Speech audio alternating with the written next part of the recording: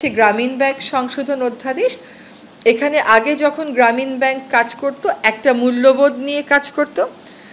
Bank resolution অধ্যাদেশে আসি, আপনারা জানেন যে এখানে আমাদের একটা শিল্প গোষ্ঠী কর্তৃক কীভাবে কয়েকটা ব্যাংকের উপর একচ্ছত্র নিয়ন্ত্রণ প্রতিষ্ঠা করে কত টাকা এই দেশ থেকে সরিয়ে নেওয়া হয়েছে এবং তহবিল তছরুপ করা হয়েছে, ওই জিনিসটা ভবিষ্যতে যাতে আর না হতে পারে সেজন্য কর্পোরেট সেক্টরে, ব্যাংকিং সেক্টরে শৃঙ্খলা আনার জন্য, জবাবদিহিতা আনার জন্য, আমানতকারীদের স্বার্থ সংরক্ষণের জন্য এই ব্যাংক রেজলিউশন অধ্যাদেশ আজকে আমরা পাশ করেছি।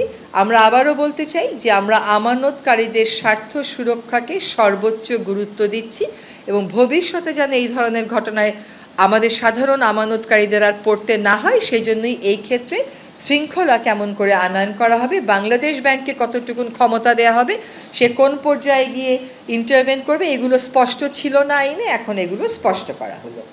এবং এই যে ৩ নম্বর আইন যেটা বলবো সেটা হচ্ছে রাজস্ব নীতি ও রাজস্ব ব্যবস্থাপনা অধ্যাদেশ। এটা কিন্তু জনপ্রশাসন সংস্কার কমিশনের একটা রিকমেন্ডেশনের বেসিসে এই অধ্যাদেশটা করা হয়েছে। আমাদের মাননীয় প্রধান উপদেষ্টা মহোদয় ২৬শে মার্চ যখন ভাষণ দিয়েছিলেন তখন তিনি এই কথাটা বলেছিলেন যে রেভিনিউয়ের ক্ষেত্রে পলিসি করা আর রেভিনিউয়ের ক্ষেত্রে বাস্তবায়ন করা দুটো আলাদা এন্টিটি হবে। সেই মোতাবেক রাজস্ব নীতি ও রাজস্ব ব্যবস্থাপনা অধ্যাদেশে আমরা দুইটা কাজকে আলাদা করছি। একটা কাজ হচ্ছে যারা রাজস্ব সংক্রান্ত নীতি প্রণয়ন করবেন, আরেকটা কাজ হচ্ছে যারা এই নীতিটা বাস্তবায়ন করবেন। তারপরে যে চতুর্থ আইনটা সেটা হচ্ছে গ্রামীণ ব্যাংক সংশোধন অধ্যাদেশ। এখানে আগে যখন গ্রামীণ ব্যাংক কাজ করত একটা মূল্যবোধ নিয়ে কাজ করত। সেই মূল্যবোধটা হচ্ছে যারা গ্রামীণ ব্যাংকের বেনিফিশিয়ারি তাদেরই সে থাকবে এই ব্যাংকটার পরিচালনার ক্ষেত্রে। কিন্তু আপনারা জানেন যে বিগত সময়ে আমাদের এখন যিনি আমাদের মাননীয় প্রধান উপদেষ্টা সেই নোবেল বিজয়ী অর্থনীতিবিদকে রাজনৈতিকভাবে টার্গেট করা হয়েছিল এবং গ্রামীণ ব্যাংকের মালিকানা তার যে দর্শন ছিল যে এটা যারা ঋণটা নেবে সেই বেনিফিশিয়ারির হাতেই থাকবে, সেখান থেকে সরিয়ে সরকারের নিয়ন্ত্রণ অনেকাংশে নিয়ে আসা হয়। আজকে যে অধ্যাদেশটা সংশোধন করা হলো তার মাধ্যমে আগে গ্রামীণ ব্যাংক শুধুমাত্র ভূমিহীনদের জন্য কাজ করত, এখন বিত্তহীনদের একটা সংজ্ঞা সংযোজন করা হয়েছে।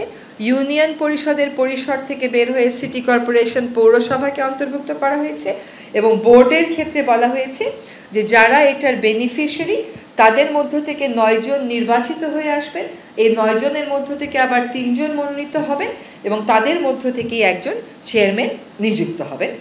এখানে আরেকটা বিষয় এসছে, তা হচ্ছে পরিশোধিত মূলধন আগে ছিল সরকার ২৫% আর যারা বেনিফিশিয়ারি তারা 75%, এখন হয়ে গেছে 10% এবং 90%। মূলত এই ছিল আমাদের আজকে যে সিদ্ধান্তগুলো হয়েছে সেগুলো। আরেকটা কথা একটু বলা দরকার, সেটা হচ্ছে যে গ্রামীণ ব্যাংকের অধ্যাদেশে গ্রামীণ ব্যাংকে জনস্বার্থ সংস্থা ফিনান্সিয়াল রিপোর্টিং অ্যাক্ট যেটা আছে ২০১৫ সেটা অনুযায়ী জনস্বার্থ সংস্থা হিসেবে বিবেচনা করার একটা বিধান আনা হয়েছে।